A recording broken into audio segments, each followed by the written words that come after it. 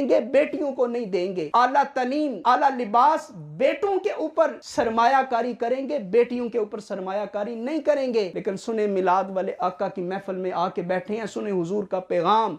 हुजूर ने फरमाया कि जिस शख्स को अल्लाह ने 2 बेटियां अता फरमाई, 3 बेटियों का भी जिक्र है, 1 बेटी का भी जिक्र है। हुजूर ने फरमाया जिसको अल्लाह ने 2 बेटियां अता की और उसने उन बेटियों को बोझ ना समझा, मुशक्कत ना समझा, उनकी अच्छे तरीके से उनकी परवरिश की, उनको पाल पोस के जवान किया और फिर मेरी सुन्नत के मुताबिक उनका निकाह कर दिया, तो हुजूर ने फरमाया अपने हाथ की 2 उंगलियों को जोड़ के हुजूर ने फरमाया, लोगों जिस तरह मेरे हाथों की ये 2 उंगलियां मिली हुई हैं, इसी तरह वो बाप भी कल क़यामत के दिन मेरे साथ जुड़ के जन्नत में दाखिल किया जाएगा। तो देखें बेटियों के साथ मोहब्बत करने का, शफकत करने का सिला कितना है। बेटियों के साथ मोहब्बत करो। हुजूर की ये हदीस कह रही है अल्लाह तुम्हें जन्नत भी अता करेगा, सिर्फ जन्नत नहीं, अल्लाह जन्नत में नबी की संगत भी अता फरमा देगा।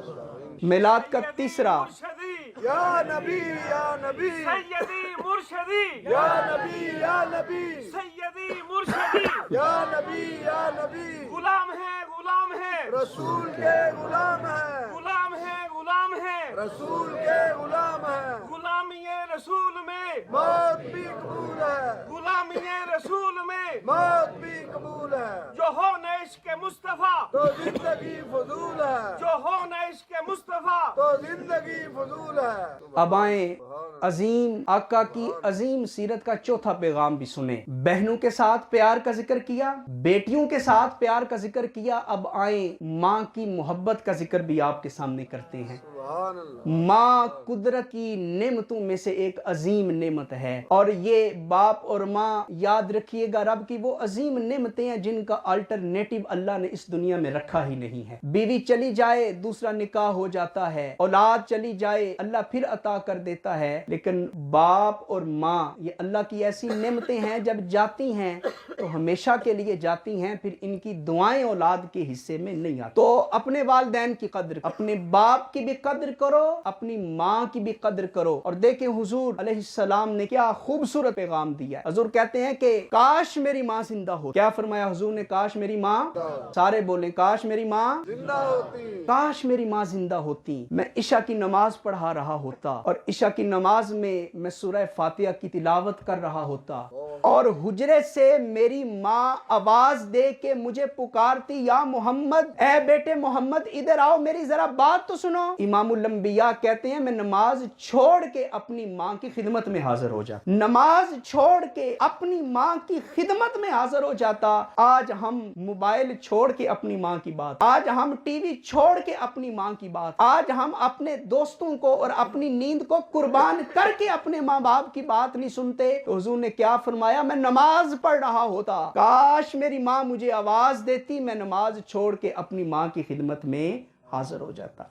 और आप जानते हैं ना हुजूर अलैहिस्सलातु व तस्लीम की उम्र मुबारक 6 साल थी कि हुजूर की वालिदा रुखसत हो गई। अल्लाहु अकबर। और वो भी क्या अजीम वाकया है। हुजूर ने जब हज किया अपनी ज़ाहरी मुबारक के आखिरी साल 63 साल की उम्र में हुजूर वापस तशरीफ ला रहे हैं मक्का शरीफ से हज मुकम्मल कर। तो वापस आते हुए रास्ते में अबवा नामी एक बस्ती है और आप जानते हैं ना कि अबवा नामी बस्ती वो है जिसमें हुजूर की अम्मी जान आराम फरमा रहे, जिसमें हुजूर की वालिदा का मिजार मौजूद। हुजूर वापस तशरीफ लाए तो तकरीबन 60-70 हजार का मजमा है हुजूर के साथ सहाबा। हुजूर ने अबवा नामी बस्ती में अपने सहाबा को रुकने का हुक्म इरशाद। सहाबा रुक गए। अर्ज की हुजूर यहाँ कोई आबादी तो नहीं है, आज कहाँ जाने का इरादा है? हुजूर की आंखों से मोटे मोटे आंसू के कतरे निकलने लगे। हुजूर ने फरमाया, ए मेरे सहाबा, आज मैं किसी और से मिलने के लिए नहीं जा रहा, आज मैं अपनी वालिदा से मिलने के लिए जा रहा हूँ, आज मैं अपनी माँ की खिदमत में हाजिरी देने के लिए जा रहा हूँ। और फिर हुजूर ऊपर तशरीफ ले गए, अबवा नमी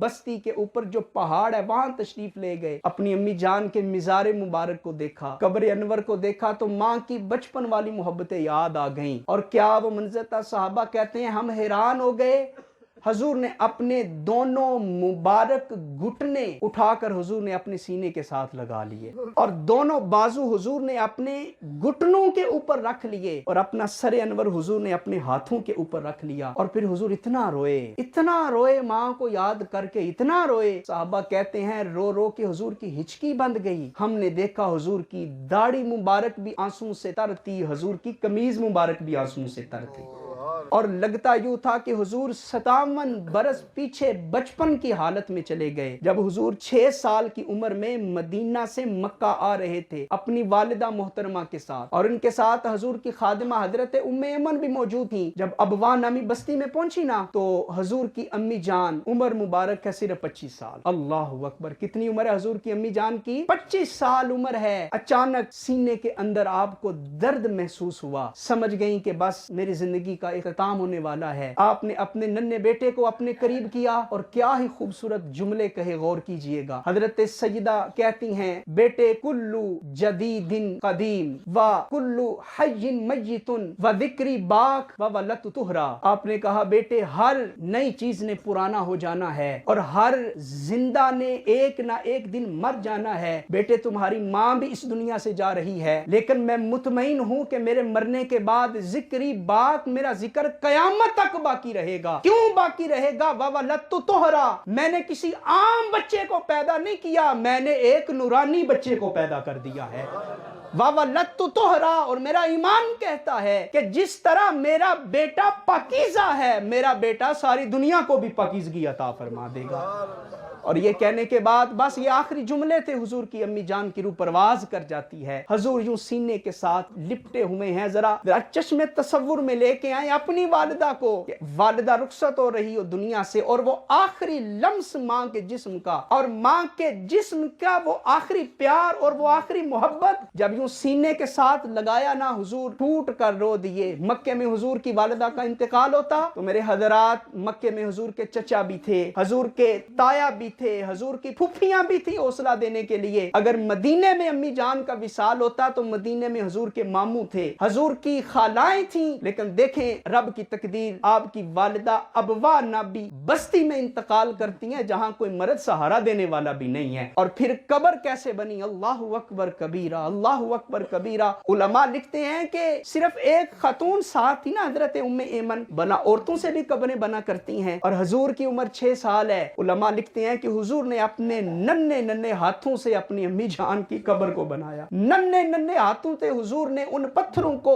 جو ہے یہ کرید کر اپنی ماں کی قبر کو تیار کیا, اور پھر ام ایمن کے ساتھ لگ کے اپنی والدہ کو رب کے سپرد کیا, اور پھر کافی دیر تک روتے رہے. اور پھر جب رخصت کا وقت آیا تو حضرت ام ایمن نے حضور کا بازو پکڑ کے اونٹ کے اوپر بٹھانا چاہا. ام ایمن کہتی ہیں حضور نے پھر اپنا بازو چھڑایا, دوڑ کر حضور اپنی والدہ کی قبر کے ساتھ پھر جا کے بیٹھ گئے. اللہ اکبر. اور پھر 57 سال کے بعد 63 سال عمر ہوئی حضور کی, واپس آ رہے ہیں. پھر حضور ابوا نامی بستی پہ آئے اور حالت کیا ہے, اپنے دونوں گھٹنے ذرا دیکھیں نا پیار ماں سے, دونوں گھٹنے یوں اٹھا کے سینے کے ساتھ لگا لیے اور دونوں ہاتھ گھٹنوں کے اوپر رکھ لیے اور اپنا ماتھا اپنے ہاتھوں کے اوپر رکھ لیا, اور حضور پھوٹ کر رو دیے. یہ حضور نے ماں کے ساتھ پیار کیا ہے, یہ حضور نے ماں کو احترام دیا ہے. تو آج ہم ربیع الاول کے مہینے میں نعرے تو لگا دیتے ہیں, لائٹیں بھی جلا دیتے ہیں, لنگر بھی پکا لیتے ہیں, اور جناب والا عشق رسول کے دھام بھی بھرتے ہیں, لیکن کبھی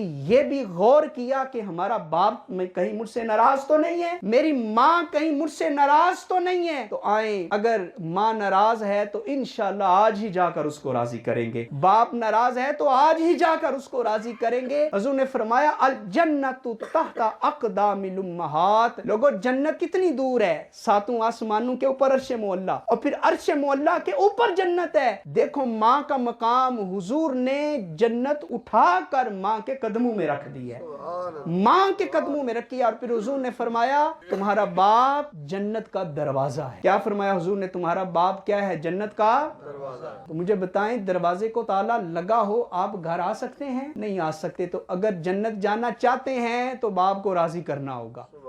باپ راضی ہو گیا تو حضور کی حدیث کہہ رہی ہے تمہارے لیے جنت کا دروازہ بھی کھل جائے گا اور اللہ تمہیں جنت میں داخلہ بھی نصیب فرما دے گا. تو حضور علیہ السلام کی صورت بھی بے مثال ہے اور حضور کی سیرت بھی. آخری جملے ہیں ذرا میرے ساتھ کہہ دیجئے, حضور کی صورت بھی بے مثال ہے. بلند آواز سے بولیں, حضور کی صورت بھی بے مثال ہے. اور حضور کی سیرت بھی. بے مثال. دیکھیں یہ صورت بے مثال, سیرت بے مثال ہے نا. 1450 سال کا عرصہ بیت گیا. ابو جہل ابو لہب کہتے تھے نا حضور کا ذکر رک جائے, تھم جائے, لیکن ورفعنا لک ذکرک. سبحان اللہ. یہ آیت پڑھیں ذرا میرے ساتھ, ورفعنا ورفعنا. ابو جہل ابو لہب کہتے تھے حضور کا ذکر رک جائے, آج وہ تو اپنی اپنی قبروں میں مبتلا عذاب ہیں. 1450 سال گزر گئے, آسمان دیکھ رہا ہے, حضور کا ذکر رکا نہیں, حضور کا ذکر ختم نہیں ہوا. 1450 سال بعد بھی یہ دیوانے حضور کا ذکر کرتے ہی چلے جا رہے ہیں. ورفعنا لک ذکرک, حضور کا ذکر کیوں کم نہیں ہوا؟ اس لیے کہ حضور کا ذکر کسی عام بندے نے بلند نہیں کیا, کسی صحابی نے, تابعی نے, ولی نے, پیغمبر نے, نبی نے بلند کرنے کا اعلان نہیں کیا. رب قرآن میں کہتا ہے ورفعنا لک ذکرک. لوگوں ہم رب ہو کے اعلان کرتے ہیں کہ ہم نے اپنے محبوب کے ذکر کو خود بلند فرما دیا ہے. ورفعنا لک ذکرک کا ہے سایہ تجھ پر, بول بالا ہے تیرا ذکر ہے. پڑھیں ذرا, بول بالا ہے تیرا ذکر ہے, اونچا تیرا. اور سنا ہے آپ ہر عاشق کے گھر تشریف لا, میرے گھر میں بھی ہو جائے چراغاں. اچھا خواہش ہے کہ نہیں حضور کا دیدار ہو؟ ایمان سے بولیں. دیکھیں وہ رحمت والے نبی, وہ رحمت والے, آج دنیا کے سارے ولی بھی مل جائیں نا, وہ کسی صحابی کے پاؤں کے ساتھ لگی ہوئی مٹی کے چھوٹے سے ذرے کا مقابلہ بھی نہیں کر سکتے. کیا وجہ ہے؟ صحابہ نے نمازیں زیادہ پڑھی تھی اس لیے, صحابہ نے عمرے, حج, زکوٰۃ, صدقہ خیرات زیادہ کیا تھا اس لیے نہیں. صحابہ کو یہ اعزاز اس لیے ملا ہے کہ انہوں نے والضحیٰ کا چہرہ دیکھا ہوا تھا. تو آپ کا بھی دل کرتا ہے نا کہ اللہ ہمیں بھی حضور کا نورانی مکھڑا عطا فرمائے. تو ذرا محبت سے پڑھے میرے ساتھ, سنا ہے آپ ہر عاشق کے گھر تشریف لاتے ہیں, میرے گھر میں بھی ہو جائے چراغاں, میرے گھر میں بھی ہو جائے چراغاں, میرے گھر میں بھی ہو جائے چراغاں.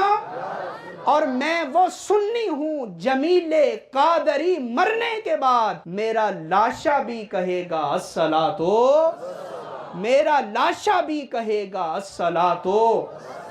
اللہ کریم میلاد والے آقا کی میلاد والی سیرت بھی اپنانے کی توفیق عطا فرمائے.